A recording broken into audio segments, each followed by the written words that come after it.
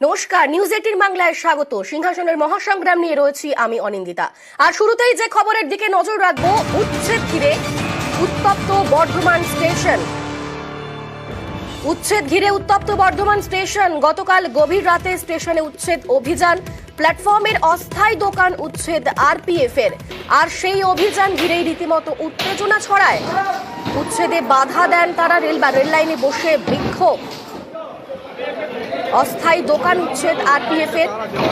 আর সেই উচ্ছেদ অভিযান ঘিরে উত্তেজনা ছড়ায়। উচ্ছেদে বাধা, রেল লাইনে বসে বিক্ষোভ।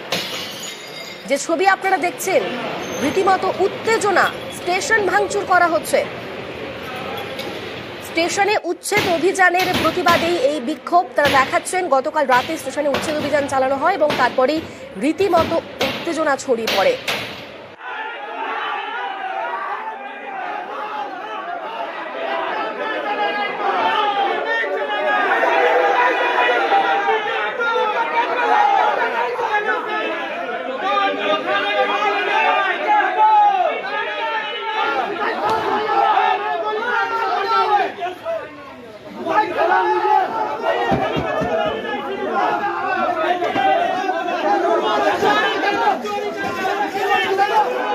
উচ্ছেদ ঘিরে উত্তপ্ত বর্ধমান স্টেশন। উচ্ছেদে বাধা, রেল লাইনে বসে বিক্ষোভ।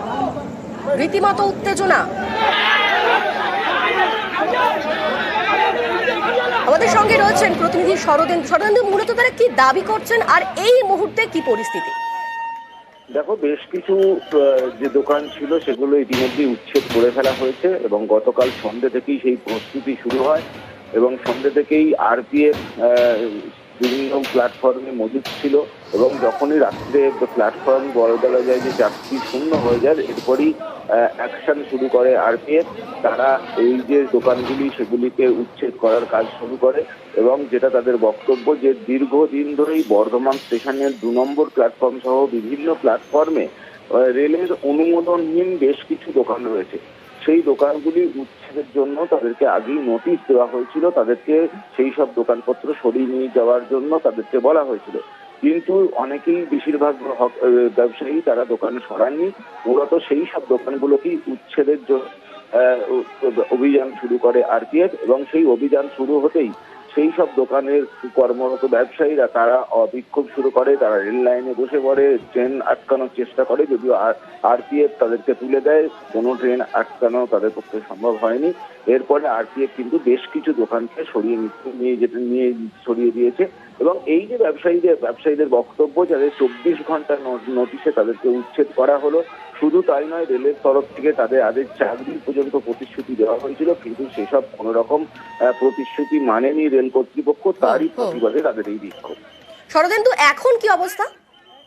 দেখো, এখন পরিস্থিতি অনেকটাই স্বাভাবিক। গতকাল রাতে যে এত কিছু ঘটনা ঘটেছে তার কোনো আঁচ কিন্তু নাই, তবে বেশ কিছু দোকান সরিয়ে ফেলতে পেরেছে আরপিএফ এবং যথেষ্ট সংখ্যক আরপিএফ এখনো মজুদ রয়েছে। পরবর্তী ক্ষেত্রে যাতে কোনো বিক্ষোভ না হয়, ব্যবসায়ীরা যাতে নতুন করে না বিক্ষোভ শুরু করতে পারে, তা নিশ্চিত করতে আরপিএফ মজুদ রয়েছে পর্যাপ্ত সংখ্যক।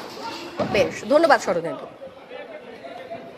কোনো জানকারি দিইনি, আমরা রাত্রিরে ঘুমিয়েছিলাম, এটা হঠাৎ করে ভাঙতে লাগলো। না, আরপিএফরা আমাদের কোনো জানকারি দিইনি, না নোটিশ দিচ্ছে, না কিছু দিচ্ছে। টাকা দিতে হবে স্টেশনে কাজ করার জন্য, আরপিএফদেরকে টাকা দিতে হবে সব থেকে প্রথম কথা। আমরা চাইছি আমাদের নিজের দোকান আমরা দেবো কেন টাকা? আমাদের